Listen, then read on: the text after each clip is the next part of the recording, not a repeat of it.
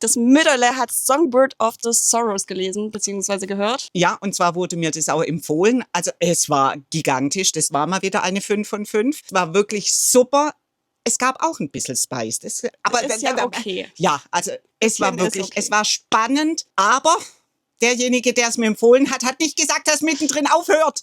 Mann! Und das nächste kommt, glaube ich, im September, oder wann hast du gesagt? Ich glaube erst 2027, weil drum habe ich es ja auch noch nicht. Gut, aber das ist zum Beispiel halt wieder eins, es war super und ich werde es dann einfach, wenn das nächste Buch kommt, nochmal anhören.